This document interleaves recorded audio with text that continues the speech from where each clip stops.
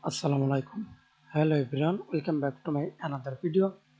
In this video, how to insert a draft watermark on all page in Excel 2016.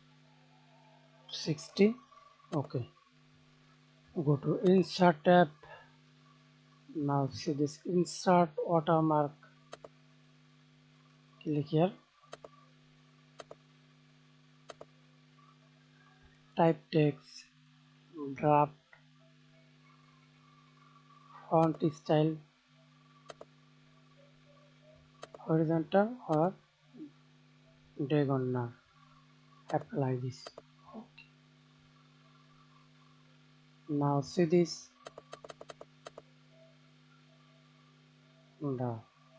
Thanks for watching video. Please subscribe to my channel, like, comment, share.